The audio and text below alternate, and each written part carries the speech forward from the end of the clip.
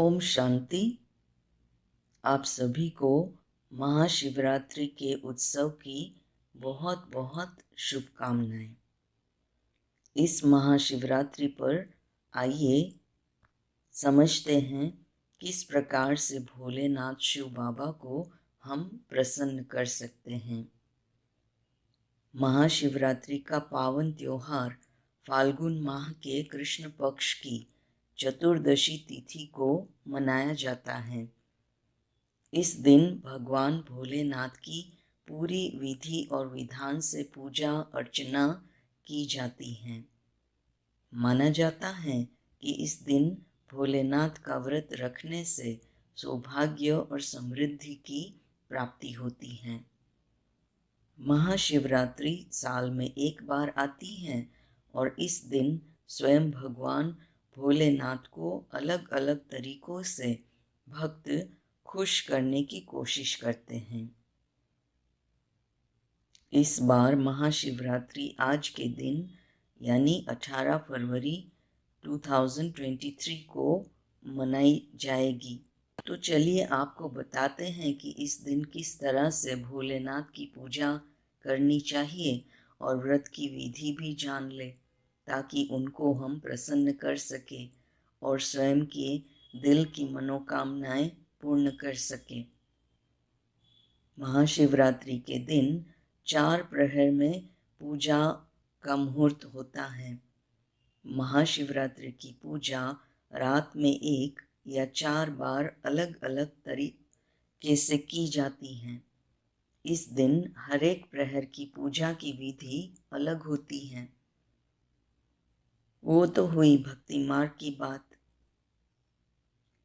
शिवरात्रि का व्रत सच्चे मन से रखने के लिए एक दिन पहले यानी त्रयोदशी पर भक्तों को बिना प्याज वगैरह का भोजन करना चाहिए, जबकि शिवरात्रि के दिन सुबह उठकर नहा धोकर पूरी श्रद्धा के साथ भगवान भोलेनाथ के आगे व्रत रखने का संकल्प लेना होता है। संकल्प के दौरान व्रत की अवधि पूरा करने के लिए भगवान शिव का आशीर्वाद भी लेना होता है। आप व्रत किस तरह से रखेंगे यानी कि फलाहार या फिर निर्जला, ये संकल्प भी तभी लेना होता है। महाशिवरात्रि की पूजा विधि से तो आप सभी ज्ञात ही हैं। शिवरात्रि वाले दिन सुबह नहाकर मंदिर में पूजा करने भगत चले जाते हैं। शिवरात्रि के मौके पर भगवान शिव की पूजा को रात में खास रूप से भी करनी होती है। पूरे दिन और रात का व्रत रखने के बाद अगले दिन सूरज उगने के बाद नहाकर ही व्रत खोला जाए तो उसको अच्छा माना जाता है। वास्तविक मान्यता यही है कि शिव पूजा और पारण चतुर्दशी तिथि में ही की जाती है। महाशिवरात्रि पर शिव भक्त सुबह स्नान आदि करके शिव मंदिर में जाते हैं। पूजा में चंदन, मौली, पान, सुपारी, अक्षत, पंचामृत, बिल्वपत्र, धतूरा, फल, फूल, नारियल इत्यादि शिव जी को अर्पित करते हैं। भगवान शिव को अत्यंत प्रिय बेल को धोकर यानी बिल्वपत्र को धोकर उन पन्नों पर चंदन लगाकर फिर शिवलिंग पर स्वीकार कराते हैं। तो ये तो हुई भक्ति मार्ग के रीत रस्म की बातें, परंतु परमात्मा शिव अभी इस धरती पर अवतरित हो चुके हैं और उन्होंने ही स्वयं उनकी पूजा या उनकी अर्चना या उनकी याद कैसे हम कर सकते हैं, ये बहुत ही अच्छी तरीके से समझाया है।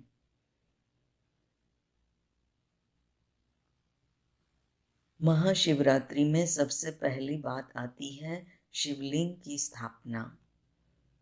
तो उसका आध्यात्मिक रहस्य तो यही है, सबसे पहले तो शिव जी को दिल में बिठाना होता है। मंदिरों में तो कई जन्मों, युगों और सालों से उनकी स्थापना की है। तो आओ इस साल कुछ नया करें, आओ कुछ यथार्थ कर ले। वो सर्वशक्तिमान शिव पिता हमारे साथ सभी संबंधों से हर एक के साथ रिश्ता निभाने को सदा तत्पर रहते हैं। इसीलिए मुझे उनको मेरे दिल और दिमाग में उनकी स्थापना करनी ही होगी, क्योंकि बिना संबंध प्राप्ति नहीं और बिना संबंध प्यार नहीं। महाशिवरात्रि को उत्सव के रूप में भी तो हम मनाते आ रहे हैं, इसीलिए रंगोली भी हम सजाते हैं। तो आध्यात्मिक रीति से शिव भोलेनाथ को खुश करना है बहुत आसान। दिल की गहराई और सच्चे निर्मल प्यार से उनको अपना बनाया जाता है। कहते हैं ना, सच्चे दिल पर साहेब राजी। तो हो जाइए तैयार, विभिन्न संबंधों के प्यार के रंगों से सजा दो घर, आंगन और दिल के हर कोने में रंगोली का श्रृंगार। अवश्य वो भोलानाथ हमारी सच्चाई से भरे हुए रंगों से खुश होंगे ही। जहाँ पूजा की बात आती है तो वहाँ अभिषेक तो अवश्य हम करते ही हैं। भोलेनाथ शिव जी पर पंचामृत स्वीकार किया जाता है, जिसमें दही, दूध, शक्कर, शहद और घी इत्यादि सामग्री को मिलाया जाता है। उससे पंचामृत बनता है और उसी को शिवलिंग पर स्वीकार कराया जाता है। क्या आपने कभी सोचा है कि सिर्फ यही चीज़ें क्यों स्वीकार कराई जाती हैं? आप देखें, ये सब सामग्री वास्तव में प्राकृतिक मिठास को धारण किए हुए रहती हैं।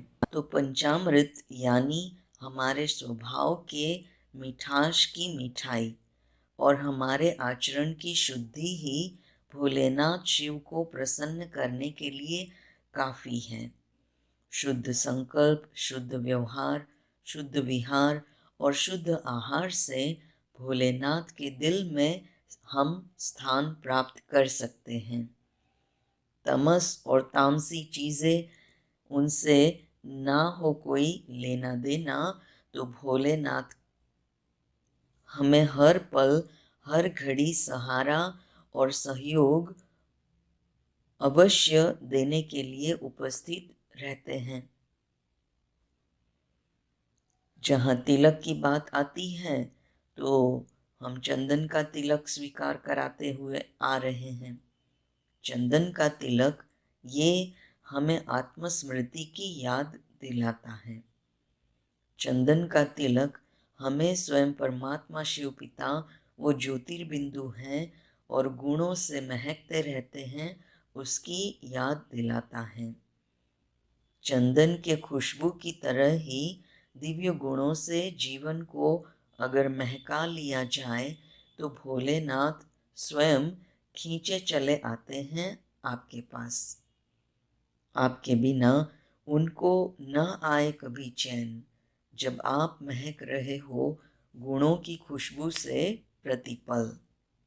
महाशिवरात्रि पर शिवलिंग पर खास करके अक और धतूरा के फूल स्वीकार कराए जाते हैं। भोलेनाथ पर अक और धतूरा के फूल स्वीकार कराए जाते हैं, जिसमें ना कोई सुंदरता है या ना ही कोई खुशबू। यानी जब हम आत्माएं बिना रूप, रंग या खुशबू वाले बन जाते हैं, तब भोलेनाथ शिव बाबा आकर हम सबको अपना बनाते हैं। हमको पत्थर में से पारस समान या कहें कांटों में से फूल समान बना देते हैं, दिव्य ज्ञान और दिव्य दृष्टि से। तो फिर देर किस बात की, हो जाओ तैयार पाने शिव प्रभु का प्यार। शिवलिंग पर बिल्व पत्र चढ़ाने का एक अनोखा रिवाज है। अब देखिए, बिल्व पत्र और उसका पेड़ आयुर्वेदिक दृष्टि से उत्तम माना जाता है। कुदरत के पास हम सबको हेल्दी और निरोगी रखने के लिए हर सामग्री मौजूद है। जरूरत है शुद्ध और सात्विक जीवन शैली की। अब बिल्व पत्र चढ़ाने के पीछे आध्यात्मिक रहस्य क्या है? 3 बिल्व पत्र शिव जी को स्वीकार कराना, यानी तन, मन और धन से स्वयं को समर्पित करना। 5 बिल्व पत्र अगर स्वीकार कराते हैं तो उसका अर्थ यही होता है, तन, मन, धन, संबंध और संपर्क सहित स्वयं को शिव परमात्मा के प्रति समर्पित करना। और यदि 7 बिल्व पत्र स्वीकार कराते हैं तो उसका अर्थ यही है, तन, मन, धन, संबंध, संपर्क, समय और श्वास सहित स्वयं को स्वयं परमात्मा शिव पिता को समर्पित कर देना। अब जहाँ पूजा की बात होती है, भावना की बात होती है, विश्वास की बात होती है, तो बिना फल के भोग के स्वीकार कराने के हमारी पूजा तो अधूरी ही रह जाएंगी। तो शिव जी को हम विभिन्न प्रकार के फल का भोग इत्यादि स्वीकार कराते हैं, मिठाई आदि स्वीकार कराते हैं। तो चाहे फ्रूट्स हो या दूध से बनी हुई मिठाई, भगवान देखिए न भूखा है न ही प्यासा। उन्हें तो भूख है हमारे सच्ची भावनाओं की। उन्हें मूल्य है हमारे हर श्रेष्ठ कर्म और कल्याणकारी कदम की। जितना हम श्रेष्ठ, परोपकारी और निस्वार्थ कर्म रूपी फल, फूल या मिठाई शिव भोलेनाथ को स्वीकार कराते हैं, उससे कई गुना शिव बाबा हमसे प्रसन्न होते हैं और अनगिनत आशीर्वाद से हमारी झोली कई जन्मों के लिए संपन्न और भरपूर कर देते हैं। और फिर हाँ जी, ये कैसे भूल सकता है, शिवरात्रि के दिन उपवास रखने का भी बहुत महत्व है। देखिए, स्थूल उपवास तो शरीर के लिए समय प्रति समय उपयुक्त है, परंतु मन का मौन और डिजिटल टॉयज से खेलते हुए समय को बर्बाद न करने का उपवास ही अति उत्तम होता है। व्यर्थ न सुनना, न बोलना, न करना, नकारात्मक न सुनना, न बोलना, न करना, ये भी अति उत्तम उपवास है। वास्तव में यही उपवास के द्वारा स्वयं शिव जी हम पर अति प्रसन्न हो सकते हैं। तो आशा करती हूँ इस आध्यात्मिक रहस्य के द्वारा आपने ये बखूबी समझ लिया होगा कि किस प्रकार से स्वयं भगवान शिव जी को हम प्रसन्न कर सकते हैं और किस प्रकार से सदा के लिए हम हेल्दी, वेल्दी और हैप्पी रह सकते हैं। फिर से आप सभी को महाशिवरात्रि पर्व की बहुत बहुत बहुत सारी दिल से शुभ भावना और शुभकामनाएं। ओम शांति।